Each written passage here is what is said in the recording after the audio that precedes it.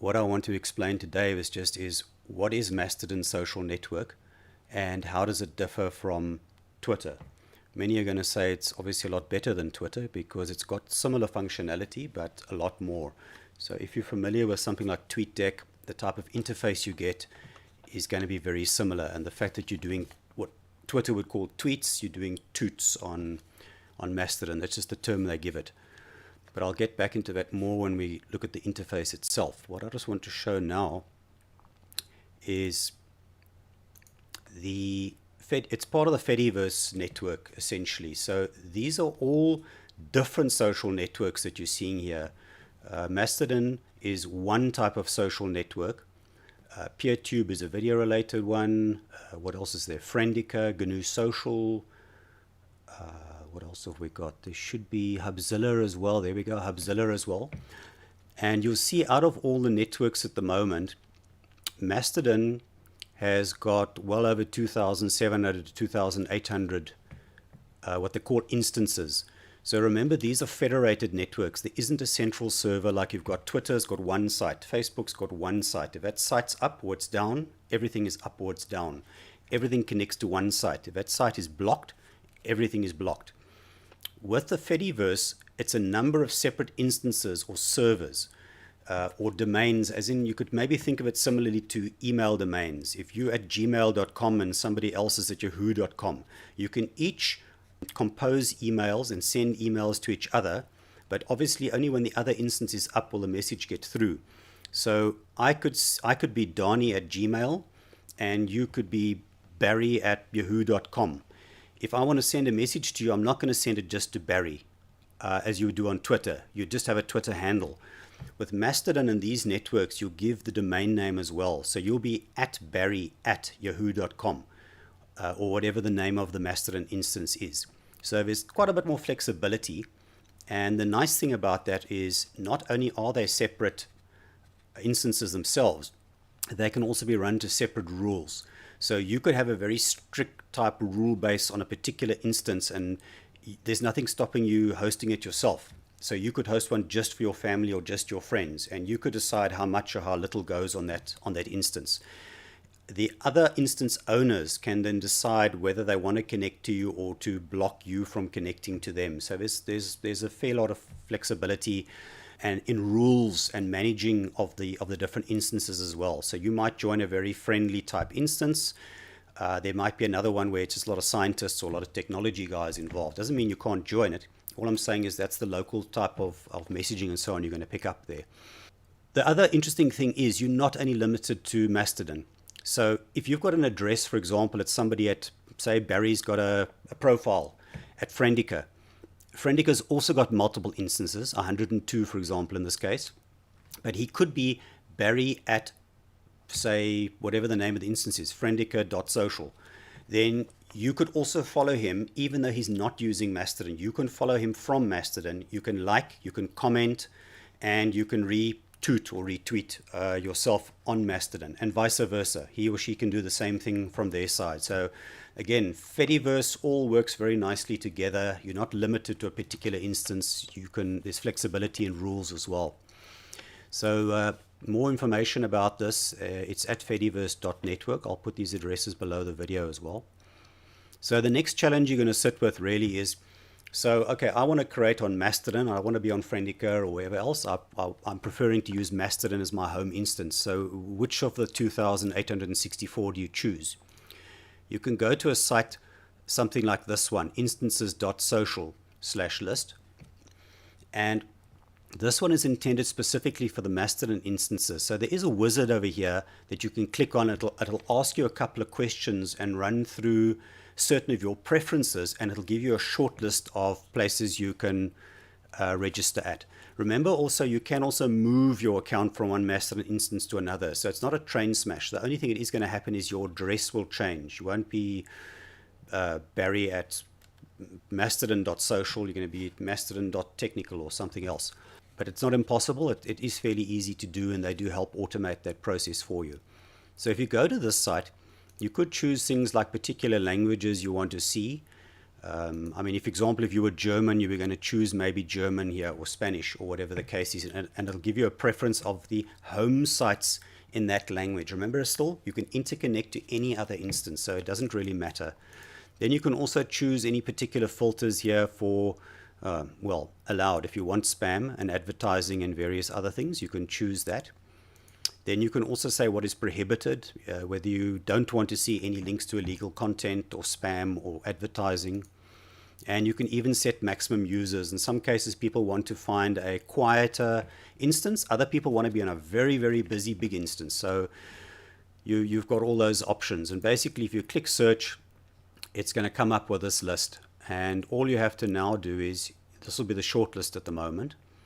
You can then also see on the right here how many users are using that instance at the moment and how many posts or statuses they've posted. So it just gives you an idea of how busy the actual instance is before you get involved. There's quite a few that have got specialist interest groups. So I'm not going to go into one or two of these. I'm not too sure what some are. But here, for example, is a social one, and it's to do for instances for people who like to play video games socially. So if you clicked on that, it's going to give you a bit of information, and then you can say go to the instance, and you would essentially go there and then sign up with this instance. And your address in this case, if you chose Barry at, you'd be barry@vidya.social. That would be your address on Mastodon, and you could give it out to anybody, whether they're on Friendica or anywhere else, and they'll be able to follow you. So Fediverse is quite a big social network. Everything is interrelated and interconnected, sort of the way social networks should be. I mean, you don't want to be on email and you can only send email to Gmail users, and it's going to be pretty boring. So yeah, I do quite like the idea of the Fediverse. I have covered one or two peer-to-peer networks as well in my social network playlist, so you can have a look. I will put a link at the end of my video to that playlist, so you can get a taste of what some of the other networks look like. But I think without further ado, let's jump into what you're going to see if you've logged into Mastodon. So this is actually what you're seeing. This is the screen, the desktop screen, and I'll give a brief glimpse at the end what the mobile app also looks like. So these are browser-based instances of Mastodon. And yeah, this is obviously where you're going to compose messages and so on. But here is your home feed. Essentially, the home feed is everybody that you're following. There's no algorithms here that are inserting advertising or other things that you have not opted to follow. So just remember, you've got a lot of control over what you're seeing in this particular feed. Notifications is anybody that has liked or retweeted your post, or also anybody that's commented to you or commented on your post. You can control that. And there's also mentions where you've been mentioned possibly in a third-party post. But essentially, this is where you're going to see anything notification-wise. Then this column over here, I've set it up for basically filtering on anything where Hubzilla or Scuttlebutt is mentioned. Those are two things I'm keeping an eye on at the moment. So if I go down here, you'll certainly see hashtags in there that have got either Scuttlebutt or Hubzilla. It's a good way of just keeping an eye on certain things that you're interested in. And there's quite a lot of scope here to expand this further. You'll see you can also choose to exclude certain hashtags as well as include any, or it must contain the following 3 or 4 or whatever the case is. So yeah, very, very useful. On the right hand side here, this column will change depending on what you've clicked on, but there is a getting started. There is a local timeline. So what happens with the local timeline is this is a stream of posts from everybody that's on the instance that I'm on. So if I was on that, the video game playing instance, what I'd be seeing here primarily would be posts from those people, maybe about video games. So give some thought to your home instance. That's the one thing you're going to see under local timeline. Then the federated timeline is everything. It's really all the Mastodon instances. So this is not outside of Mastodon at this stage. Remember, I said if you're under your own feed under home, you can opt to follow people under Friendica and other networks. Those you'll be seeing in here. Those are the people you're following. But the federated timeline is everything being posted literally live on Mastodon. So as you refresh it every few seconds or whatever the case is, you're going to see lots and lots and lots of posts going past. You're going to see Japanese, German, Spanish, all the various languages as well. So it's quite interesting if you just want to keep an eye on what do they call it, the hose feed or whatever it's called, where you sort of see everything. Those are posts that have just been posted now. Then you can also do direct messages. You can bookmark posts. You can have favorite posts. You can have lists. It gives you an idea down here of what's trending at the moment on Mastodon. Profile directory, I haven't used very much because I'm not finding the proper search functionality on it, on this type of browsing really. So, but it is there. There is some information about the actual instance itself. So this particular one is Mastodon.social. You could call it the original instance. It was and also it has been established by the creator of Mastodon, which is Eugene. His handle is @Gargron. So he's put there this is the code of conduct for this particular instance. So remember again, different instances, different rules. But these are the rules that he enforces. There's staff contacts, block contact, imprinting, that sort of thing over there. So let me just go back. I just want to see what else did I want to show here. Oh yes, the other thing was, so what I did talk about was also searching. So you can search for, and if somebody's giving you a particular Mastodon address or a Friendica address, you can go and have a look in here, and you can search for either which will be their username and their domain. You can search by hashtag or URL or whatever. So I can give an example here. So if I've searched there for, say, @Dani, you're going to see all the @Danis that are available. And here you'll see I had another instance. I was a member of another instance. So there, for example, is my old address I see, and you can just unfollow or follow over there. You'll also see something else here interesting, @Dani@nextcloud.gadgeteer.co. So what also happens is Nextcloud itself, it's got its own little built-in social network, and it in turn interacts with the Fediverse. So you don't even have to run Mastodon itself. You could be running, say, Nextcloud. You could be running within Nextcloud your own version of something like Mastodon. There's one of my old accounts which I said I'd moved. And this is this account that I'm on at the moment. So that just gives you an idea of search. It's pretty easy to find people. Then the other thing I wanted to show you quickly was controlling of content, say you don't want to see. And that's pretty important. So any post that you're seeing on your feed here, it's going to show you who the person is, the profile. And you can like a post, you can retweet it over here, or you can reply to the person over there. But here, these little 3-dot menus, if you click on those, you can copy a link to your status, you can embed this in something else, you can bookmark it, you can mention the person, you can send a direct message to them.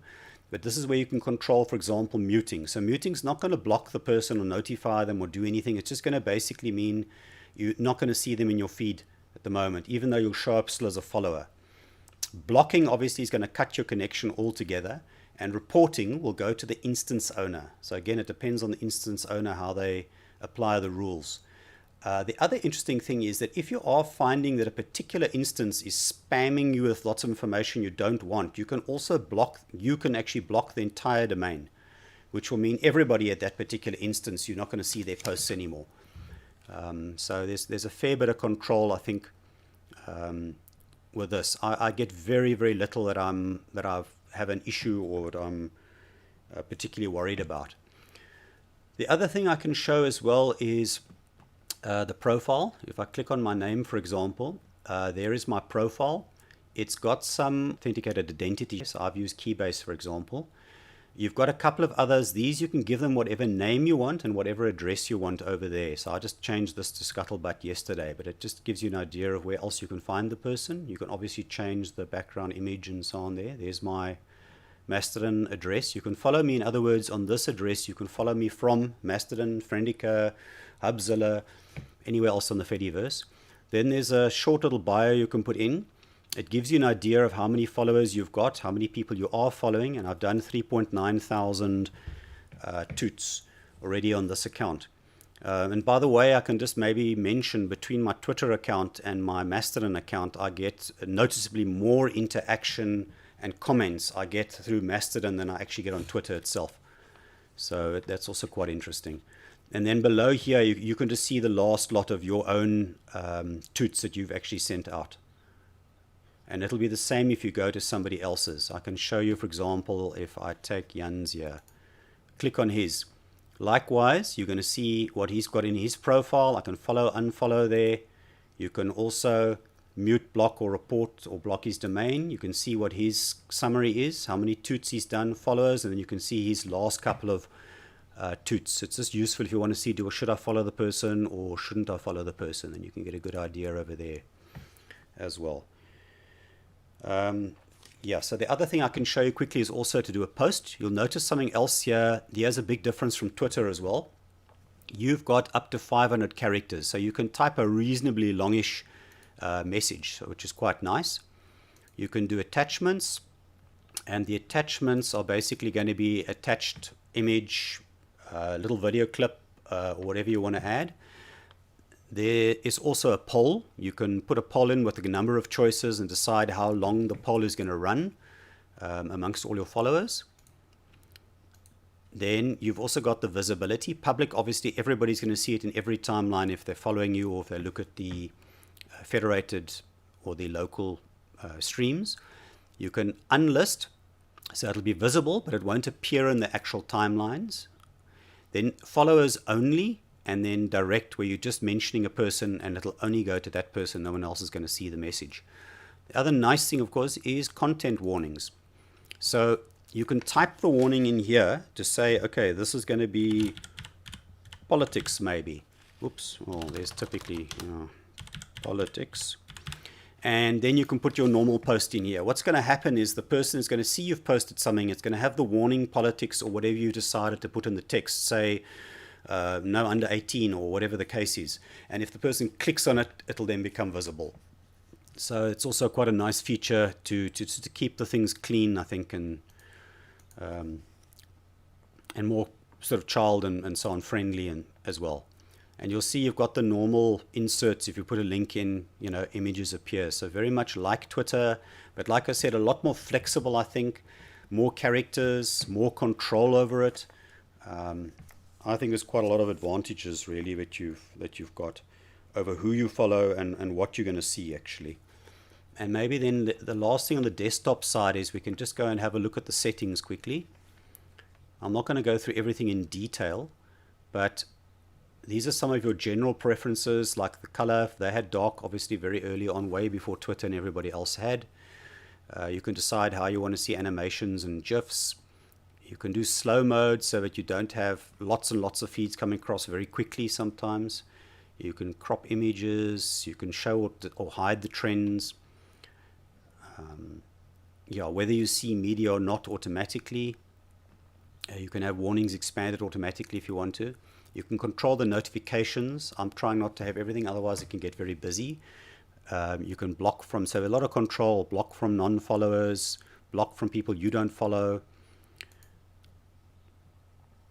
Opt out of search engine indexing, hide your network, group boosts in timeline. So again, you can already see here more control you've got than if you're on Twitter. Your defaults, posting, visibility, and languages.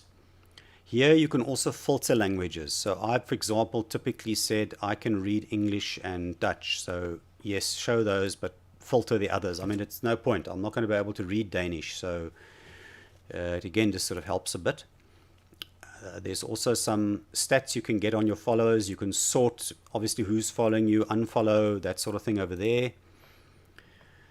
I don't have any filters. If I remember, filters was to cut out information, I think.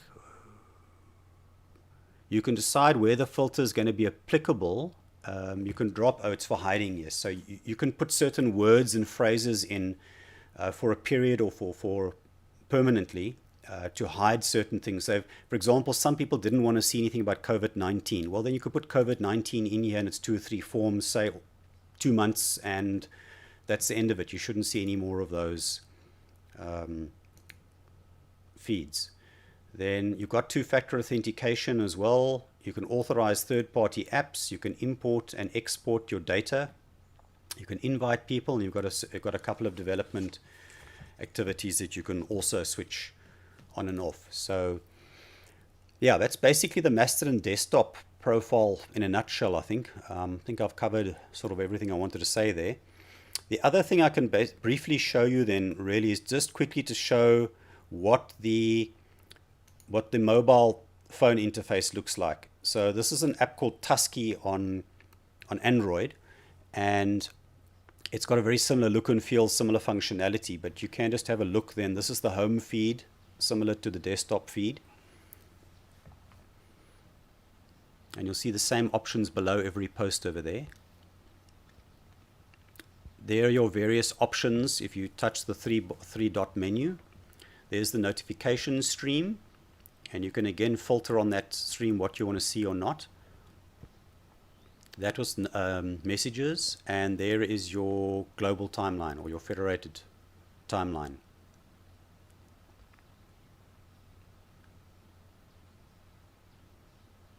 You'll see it's very wide.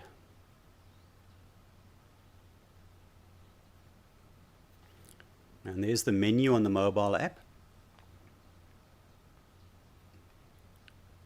Preferences, similar sort of settings.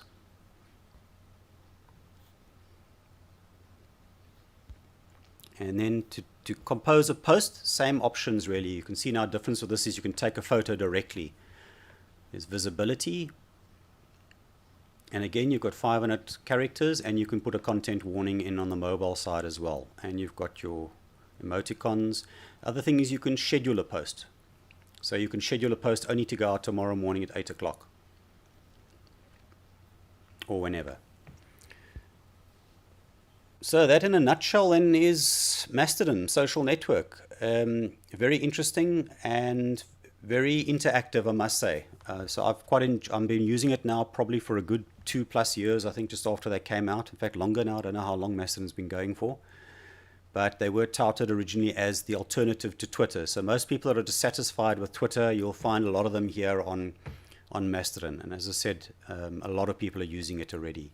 I think out of all the networks, if you were trying to find the most visibility and exposure, then Mastodon probably is the place to start. And remember, you can be followed from elsewhere. So you're not tying people in to have to join Mastodon in order to follow you. So I think that, again, big benefit.